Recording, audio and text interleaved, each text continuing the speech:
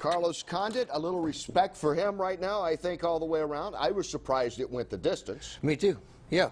You know what? I read, first of all, Raven41191 on Twitter. He wrote something funny. I read it here. I don't get it. When Condit sticks and moves, he's running. When Ali does it, he's the greatest boxer. And I think there's a lot of truth to that. A lot of people who say now that Condit, oh, he's a runner, understand that he went only 2 times to a decision. This was his 2nd time. He got equal wins by knockouts, 13, and 13 by submission. This guy is a finisher, so always been a finisher. He just fought the game that Diaz didn't want. And if you really think about it, he kind of fought like Diaz. He didn't want to knock him out.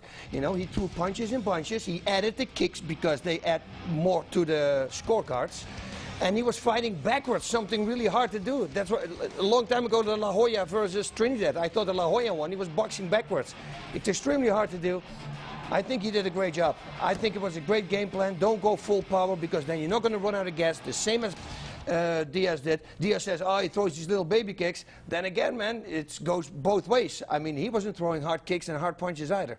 You know, they were both the same amount of punches. And actually, Condit, I just heard, had way more punches, 161 to 110, I believe, was the final score. Yeah.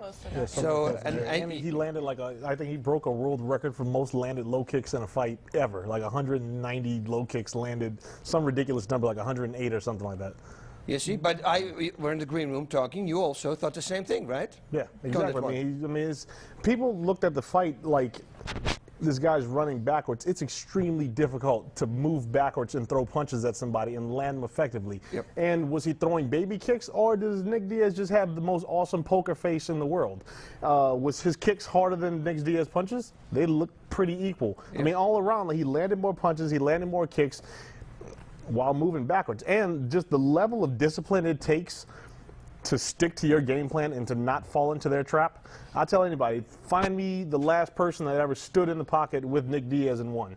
That's it. That goes 10 years back, and they all failed. They all ran out of gas, so they said, okay, we're going to play the same game. You know, he didn't run out of gas. You said it. You were surprised with his stamina. Yeah.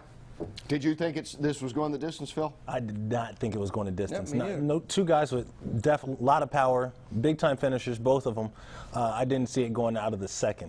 His footwork was amazing the whole fight. I mean, he really never got on the heels of his feet. He was moving the whole time, and he was more effective. He did more damage. And you can even look at their faces to tell that, you know. Yep. That definitely is like one of the best conditioning for a fight examples that I can recall ever seeing. I mean, I got to the point where I was sitting there having an asthma attack like around 4 and 5. Like, why is this guy, he hasn't slowed down, he stayed crisp. And you can see maybe once or twice where you could see he was getting under his skin, and maybe, but he stayed extremely disciplined to his game plan, which that's phenomenal. That's mentally phenomenal. I was interested in Ron's interview with George St. Pierre, you know, one of the greats of all time, obviously waiting now to defend his belt whenever he gets healthy again.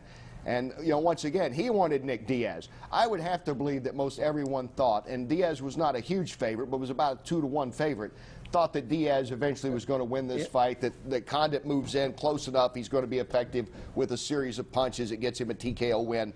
Probably. I think even George might have thought that prior. Including me. And you know I'm a big, a huge Diaz fan. But you know, it is what it is, I always say. It's the same with Alistair and Junior Dos Santos. You know, they say, oh, you don't like him and that's why you say he's going to lose. Well, I said he was going to beat Brock. You know, telling the truth is a very, it's a smart thing to do because they can never get you back on your words, you know. And that's what I'm doing. I don't want to look stupid, and I truly believe that he won this fight.